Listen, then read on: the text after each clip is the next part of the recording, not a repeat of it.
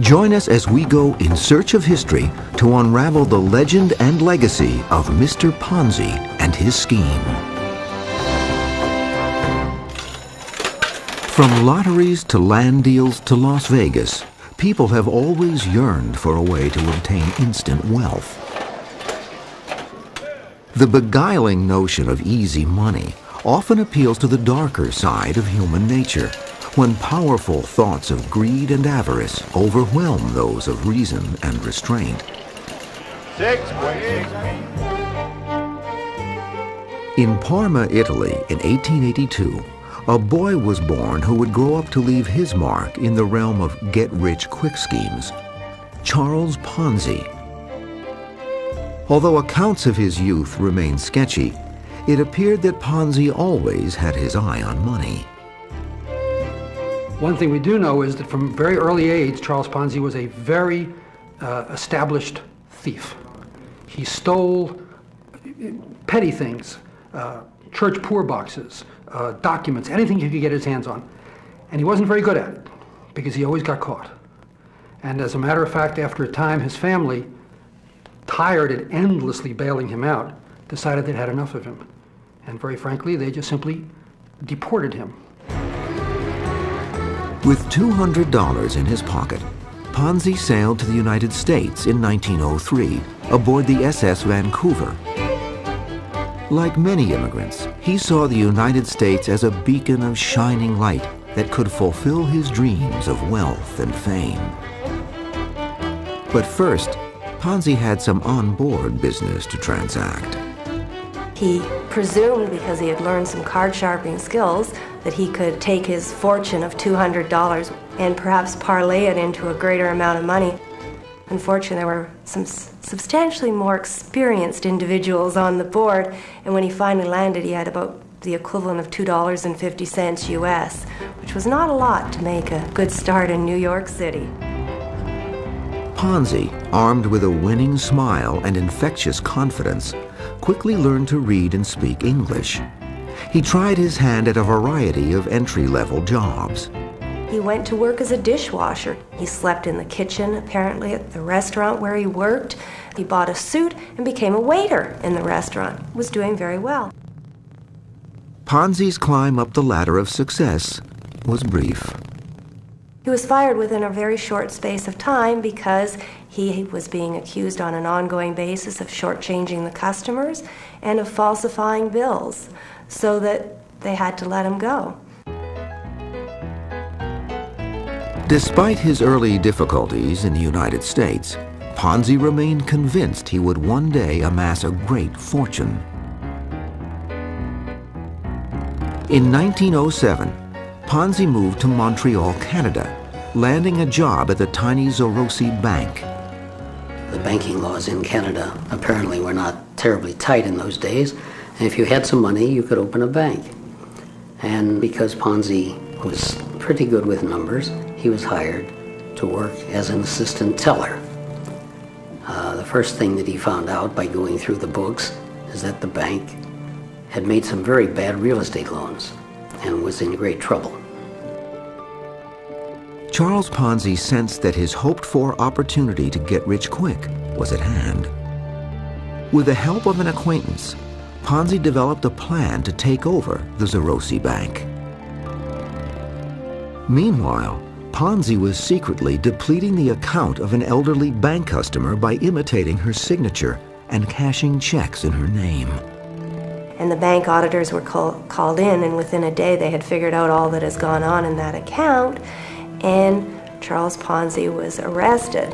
And then he was sent to jail for forgery, and he served 3 years in a Canadian prison. Not wanting his family in Italy to learn the real story, the enterprising Ponzi wrote to his beloved mother that he had taken a job as special assistant to the prison warden for 3 years. When he got out of prison, he headed back to the United States. No point in coming into the United States empty-handed. He got involved in a scheme to smuggle Italian immigrants across the border from Canada to the United States. And he got caught. And he went to prison again. Charles Ponzi served a 2-year term at a U.S. penitentiary in Georgia. his visions of wealth and fame seemingly far beyond his grasp.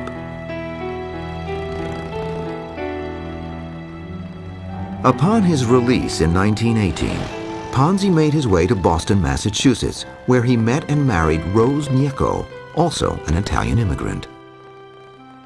In Boston, once again, he landed a job at a fairly low level in an organization with J.P. Poole, which is an importer and exporter in Boston. And he worked his way up. And really, who knows what might have happened if all of a sudden he hadn't had a correspondence with one particular Spaniard, and in the course of that correspondence he discovered what his so-called grand scheme would be. It was a simple 1-cent item that Ponzi saw as a $1 million miracle: the postal reply coupon. As America stood at the brink of the 1920s, it faced a time of great promise and wild financial speculation.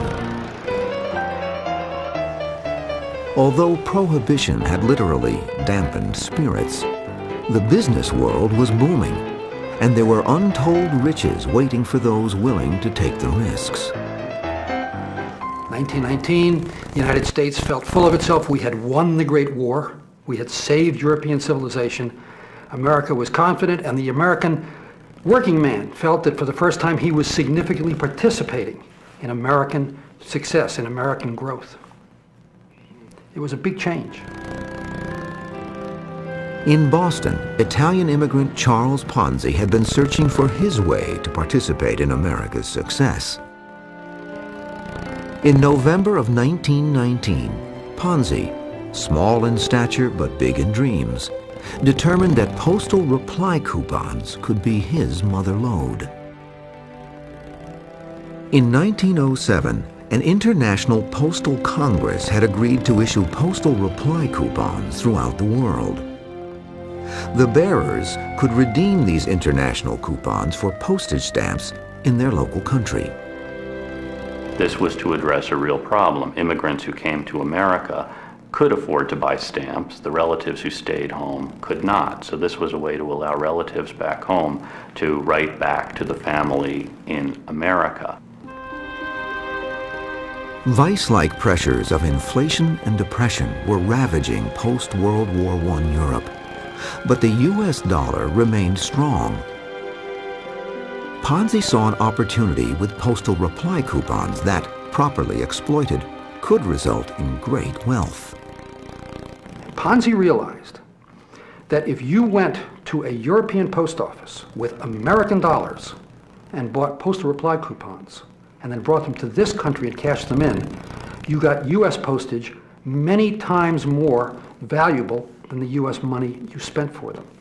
It was a legitimate opportunity of what we might call arbitrage. And this was the premise.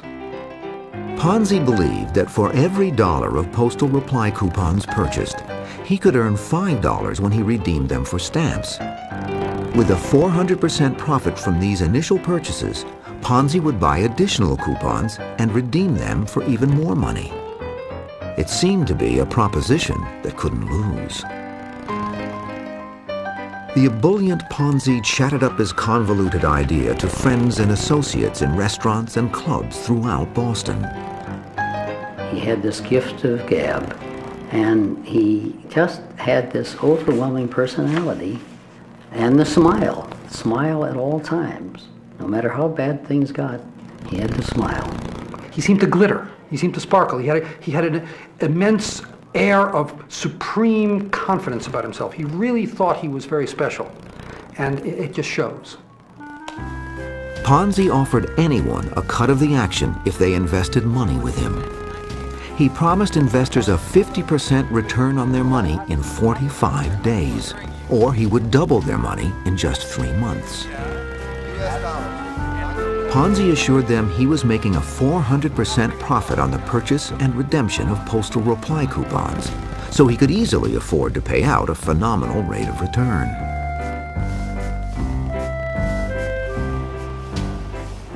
In November of 1919, Charles Ponzi opened the Securities Exchange Company, or SEC, in a cramped and dingy office in downtown Boston. One of the people Ponzi became closely involved with was a furniture dealer named Daniels. When he opened his office, he had to have some furniture. Daniels gave him the furniture free of charge because Ponzi had no money to pay for it. A few risk takers took a gamble on Ponzi's deal. True to his word, Ponzi paid them their principal and interest as promised. I convince you somehow to give me $100, telling you that in a short period of time I'll give you back 200. And when the time comes, I do give you 200. You're going to do two things. First of all, you're going to tell everybody you know about it. And secondly, you're going to give me back the $200. That's exactly what his investors did. Although word of this amazing offer spread quickly, Ponzi engaged sales agents, including his uncle who also invested, and paid them a 10% commission for every investor dollar they brought to the SEC.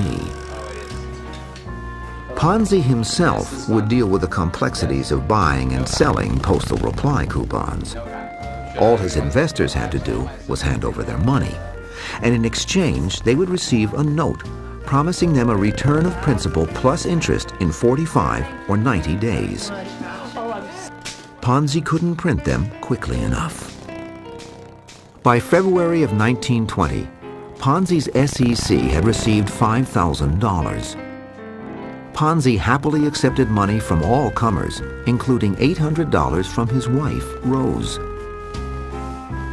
By March, more than 100 people had invested almost $30,000. But Ponzi owed these investors more than $45,000 in principal and interest. Fortunately for Ponzi, when the notes came due, most depositors kept their money invested to accrue even more interest. At first, Ponzi's clients were mostly Italian immigrants, but as the good word spread, many others rapidly joined the growing crowds.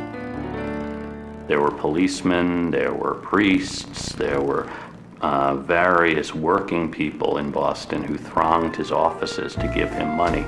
Mothers coming in with their children, older women who were mortgaging their homes to invest with Ponzi. And then it spread throughout New England with agents operating all across New England and even in New Jersey. The smooth and self-assured Ponzi had a ready answer for every doubt or question. The effervescent Italian was able to convince even the most skeptical investors with his snappy patter. Ponzi had not studied finance, but Ponzi had a bent for mathematics, and he had supreme confidence that if you throw enough numbers at people, their eyes will glaze over and they will think you know what you're talking about. As torrents of money flowed daily into the coffers of the Security Exchange Company, Ponzi adjusted to his stunning success. He greatly expanded his office. He hired people to stand behind his telecages and take in the money. He hired managers. The money began flowing in at such a massive rate that he also hired Boston policemen to stand outside his business for $100. And every few minutes, one of the policemen would carry a satchel full of cash to the bank. By May of 1920, more than 1,000 investors had bought $422,000 worth of SEC notes. With this cash in hand, Ponzi launched his next scheme. What he did was that he began depositing these huge sums of money that were coming in one particular bank in Boston, Hanover Trust. And his thinking was very simple. When I get enough of my own money deposited in that bank so that I am by far the majority depositor, I'll simply inform them that either they make me the head of the bank or I'll withdraw my deposits and the bank will collapse. Through these clever manipulations, Charles Ponzi received a controlling interest in the $5 million Hanover Trust Bank for less than $200,000. It was an astounding accomplishment for an ex-con who had been virtually penniless just 6 months earlier.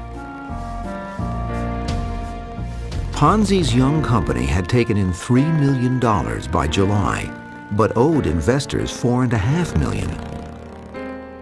Charles Ponzi was succeeding beyond even his own wild dreams. But he stood at the top of a very dangerous pyramid.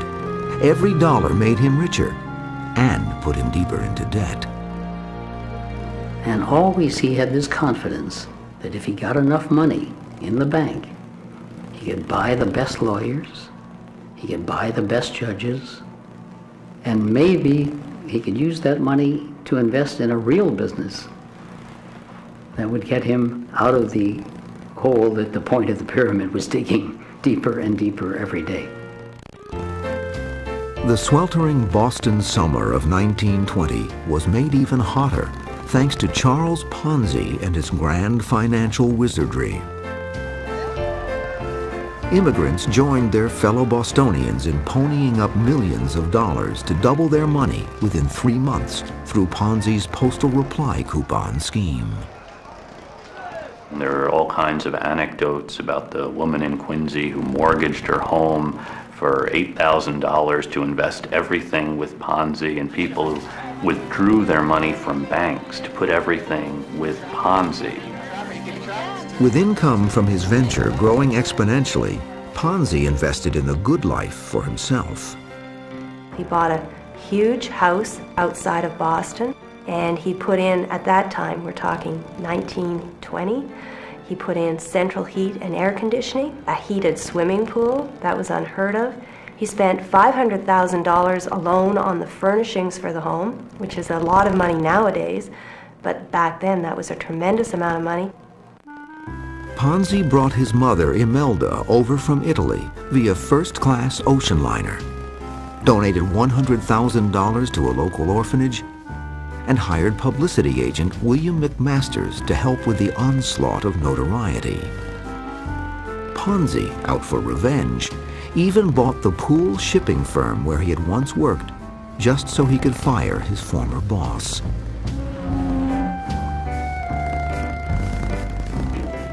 But with every dollar Ponzi took in, the mountain of debt he owed his fanatical investors kept growing. The crowds outside Ponzi's School Street office caused curious officials to check things out. So 3 police officers came to Ponzi to find out whether he was legitimate or not. And after talking to him for a few minutes, 2 of the policemen decided to invest with Ponzi. And then it was estimated at the end that about a quarter of Boston's policemen were investing with Ponzi. 6 months earlier, the diminutive Italian had been flat broke. Now, Charles Ponzi was basking in his newfound celebrity, swarmed by mobs of cheering fans wherever he went. In the Italian neighborhoods of Boston, he was a god. Ponzi was the image to them of everything they dreamed of. He had achieved this immense success. Not only that, they were all profiting immensely. Their money was being doubled. Somebody asked a member of the crowd about who was a very important person in America, and they answered Charles Ponzi. And he was there, and he said, well, what about Columbus? And they said, well, Columbus discovered America, but you're the man who invented money. And that was the way they felt about him. He was idolized. The first chink in Ponzi's financial armor arose when J.R. Daniels, the furniture dealer who had helped start Ponzi's business, came back into the picture. In the early summer of 1920, Daniels decided to sue Ponzi for $1.5 million because Daniels saw all of this money going into the Securities Exchange Company. He thought he was a partner. Ponzi owed him money, so he decided to sue. And this was part of the beginning of Ponzi's downfall, when Daniels' suit brought attention to the fact that Ponzi was in this small office on rented furniture. How come he says he has all of these millions of dollars floating around? Although Daniels' claim was more sour grapes than a legitimate beef, an article about the suit published in the Boston Post brought a swift reaction. There was a run on Ponzi's Securities Exchange Company as some investors clamored for their money. One way Ponzi stopped the runs was by simply giving the money back. He could say, I can give away $200,000 a day and it doesn't hurt me. And this then would stop the run as people would say, look, he's giving the money back, and more people would line up to try to invest. Both the Commissioner of Banks and the Attorney General of Massachusetts had heard about Ponzi's company and sent some men to investigate. The Boston press also began to take an interest in the man people were calling a financial genius. One particular individual, Richard Grosier, the son of the publisher of the Boston Post, was perhaps a little more cynical than some, and he started asking a lot of questions. He sent out investigative reporters and said, no, this is too good to be true. Something is going on. And so he was really starting to ask a lot of questions. But on July 24, 1920, a surprisingly positive Boston Post article profiled Ponzi and his money-making machine. As a result, hundreds of people jammed the offices of Ponzi's SEC to invest. Prior to the article's publication, the millions of dollars that flowed into Ponzi's waiting hands had derived solely from word of mouth. He was averaging, in a very short space of time, about $250,000 a day. And that is a lot of money when you put it in the context of the 1920s. Back then, a millionaire was somebody who was very, very rare. And so somebody who was receiving in $250,000 a day, that was a lot of money to be dealing with. The same day the Post article hit the stands, Ponzi met with government officials at the Massachusetts State House. After determining that his books were too convoluted to sort out, Ponzi offered them a plan. Well, Ponzi really had no books. But he said, I will volunteer to stop taking in money while you're doing the audit. I will continue to pay out money because I am so rich I can afford to do this. But I won't take anything more if you think there's the slightest suspicious thing going on here. And they said, well, okay, that sounds all right to us. So they did not close him down immediately. In the meantime, Ponzi had been developing a new scheme that might free him from his looming predicament. He would convince his bankers to provide $10 million to purchase a fleet of merchant ships that were being sold by the U.S. government. Ponzi's plan was to transfer all of his company's assets and liabilities to the proposed steamship company, allowing his investors to trade in their investments for stock in the new company. Ponzi's plan failed to impress the bankers, and the scheme never materialized. By July 26th, the Boston Post had dug deeper into the dapper Italian's fuzzy financials and ran the first in a series of negative articles about Charles Ponzi and his SEC. They contacted Clarence Barron. He was the Wall Street publisher that put out Barron's paper. And Barron wrote an article in which he said, if Ponzi can make 300% profit for his investors, why is he putting his money in banks that are only paying 2 or 3%? Why isn't he investing in his own company? Then the next issue had Clarence Barron saying there's no possible way Ponzi's scheme could work. That in order for Ponzi to do this, there would have to be 160 million of these postal coupons circulating, and there are only about 27,000 in the world. The post office also reported that there had been no large purchases of postal reply coupons either in the United States or overseas. The resulting panic caused a frantic run on Ponzi's security exchange company. When hundreds of people lined up to get their precious money back, a near riot ensued and a few women fainted. Nearly $2 million were withdrawn from Ponzi's School Street office in less than 3 days. But the always positive Ponzi paid everyone back with a smile on his face. And Ponzi went out to this huge crowd of people, serving them coffee and donuts while they waited in line. He said, I can afford to do this. You have nothing to worry about. Some people turned away and said, all right, we'll leave our money in there. This was going on while the auditors went on, when we're doing their work.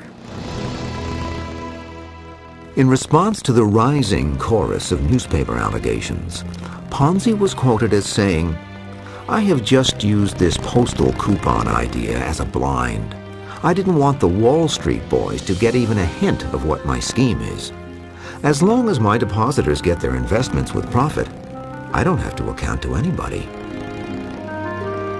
Though Charles Ponzi maintained his exuberant demeanor, the noose seemed to be tightening. Ponzi's mother, interviewed by a local paper, said, "Sometimes I think it is all a dream, and I wake up and it will all be gone."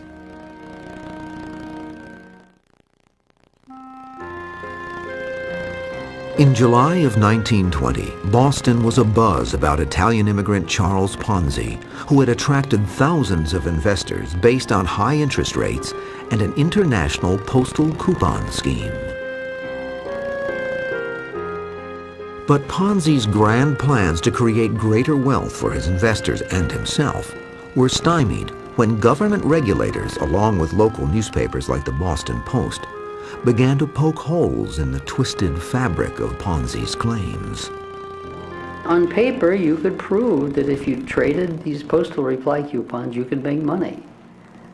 The only thing that you would have to factor into it would be that you would need to hire thousands of people to stand in line at post offices and buy the postal reply coupons.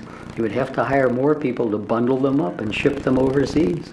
So on paper, yes, it looked fine, but it was not a realistic plan.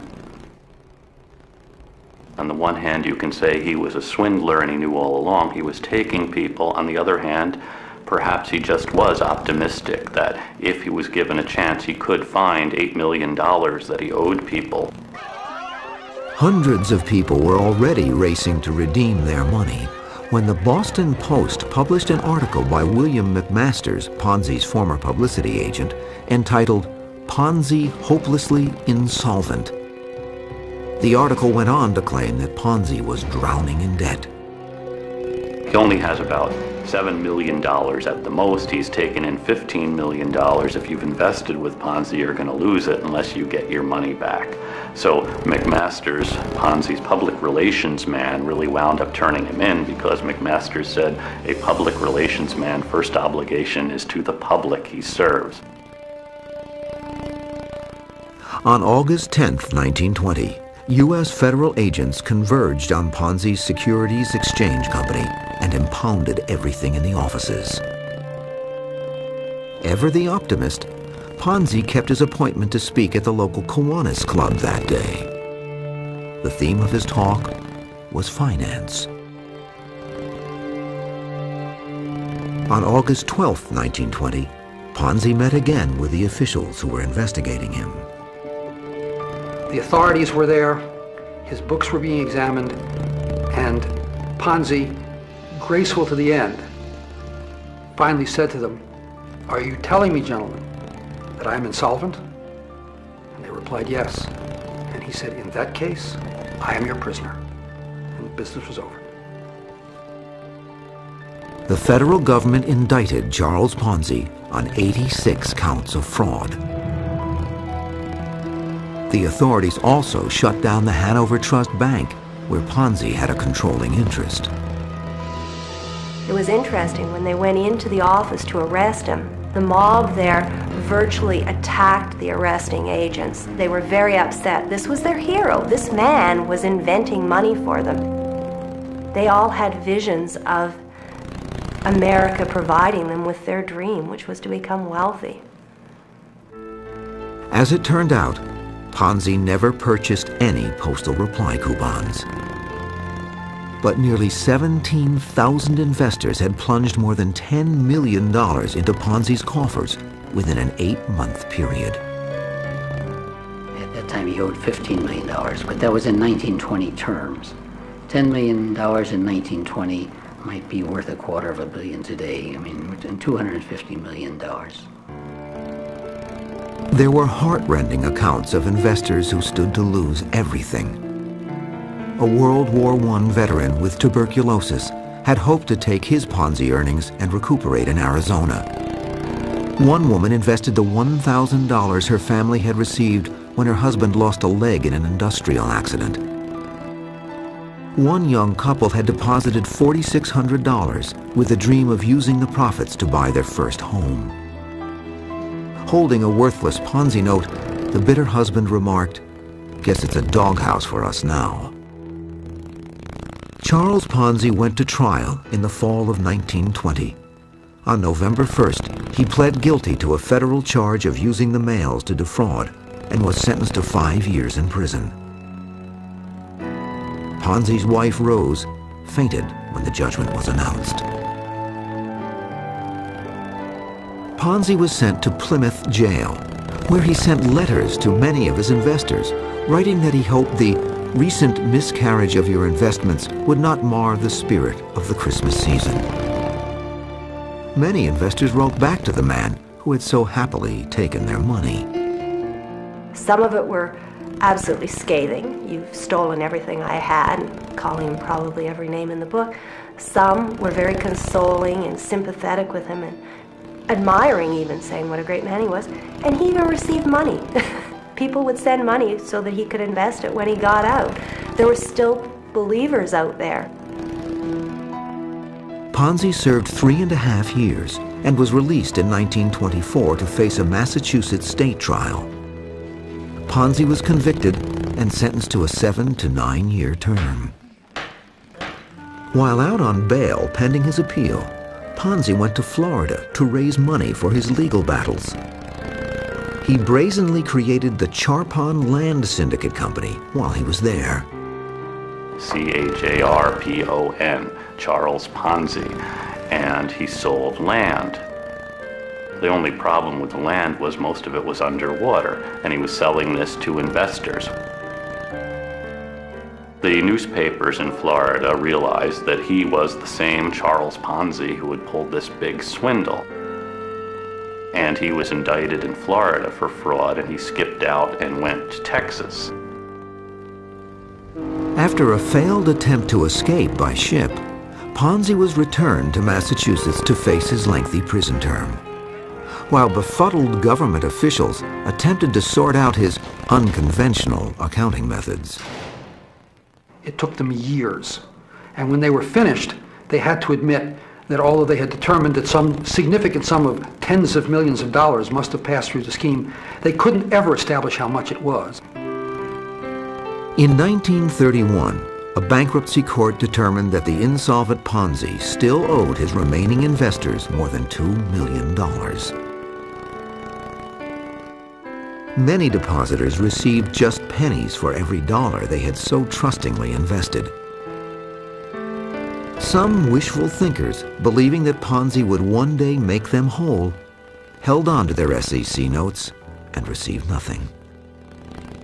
They were convinced that the whole thing was some kind of terrible mistake, and he would get out of prison and he would give them back their money. To this day, I'm sure someplace in Boston homes in an attic, there are old Ponzi certificates still waiting to be cashed in. They couldn't believe he wouldn't pay them. Ponzi walked out of prison for the last time in 1934. Crowds gathered around the once heralded financial genius, even though 14 years had passed since his scheme imploded. This mob was not a friendly mob. This mob was comprised of people that had lost their investment and still viewed him very much as a villain, someone who had ruined their lives and who had taken all their life savings. And in fact, in the crowd, there were a number of children, grown children of people who had invested with him. And these grown children were hostile towards Charles Ponzi because they felt that that had really decreased their opportunities in life as well. October 1934. America was in the midst of a debilitating national depression, created in part by reckless financial speculation and the collapse of the stock market. In Boston, Charles Ponzi had completed a lengthy prison sentence for swindling millions of dollars from several thousand victims during 1920. There was so much speculation by banks into a very hot stock market, which wound up collapsing in 1929. So in Ponzi's case, we really see a microcosm for what happens to the American economy in the 1920s. It was said that banks had been providing their investors everything except a roulette wheel. Just days after his release, Ponzi was deported to Italy, traveling in steerage class and leaving his faithful wife Rose behind. The once cocky immigrant seemed to be a shadow of his former self. In his final statement to reporters, Ponzi remarked, "I went looking for trouble, and I got it." Back in Italy, Ponzi reverted to his old self with a new twist to his financial trickery. Ponzi always had a plan for something that could turn things around. One of the schemes he came up with in his later years was writing his autobiography. He thought that if he could sell 1,000 shares in his autobiography for $25 apiece, that would clear just about all of his debts. There were few takers, and the book project faded away. Finally, Ponzi settled on a legitimate job. He did have enough stature or enough self-confidence to make a bit of a position for himself with the Mussolini government in Italy. And within a relatively short period of time, they sent him to Rio de Janeiro to be an agent for the Italian state airline. Ponzi was set up in Rio with servants and a limousine. But this return to the high life would end, this time due to circumstances beyond his control. The authorities in Rio began to find out that diamonds and minerals from Rio were being sent out on this plane back to Italy because World War II was coming on. And these were strategic minerals that could be used by the Italians. So they cut off the fuel supply to the airline. Now Ponzi is now in Rio with no job because the airline is out of business. Charles Ponzi spent the last days of his life in the charity ward of a Rio hospital. He died in 1949 at the age of 67. And when he died, the only thing on his bedside table of any consequence was an unpublished manuscript entitled The Rise and Fall of Mr. Ponzi. At the time of his death, Ponzi's estate was valued at less than $100, just enough to pay for a pauper's funeral. Although its namesake passed away, the legacy of the Ponzi scheme lives on. A similar fraudulent money-making operation reared its head recently in a tiny foreign country. The entire government of Albania collapsed just 2 years ago because there were so many Ponzi schemes going on and so many government officials letting them go on because the government officials had invested their money in them. In 1993, a modern-day Ponzi named John G. Bennett created the Foundation for New Era Philanthropy. Bennett convinced numerous charities and nonprofit organizations to invest with his foundation, promising to double their money in 6 months with matching funds allegedly donated from a variety of wealthy benefactors. By the time Bennett's scam was uncovered, organizations including Harvard University, New York's Metropolitan Opera, and the Special Olympics lost more than $100 million. After Bennett was sentenced to 12 years in prison, he claimed that his desire to do God's work had made him delusional. Today, the internet is a fertile home to thousands of get-rich-quick plans and surefire money-making schemes. And just about every single day, some willing participants are swindled. You may wonder what moves a person to choose to invest. And the first thought, of course, is, well, there must be greed. But what moves these investors is actually something else. And at the very basis of it, I think, amazingly, is a fear of looking foolish. If I invest and it isn't legitimate, I'll lose my money.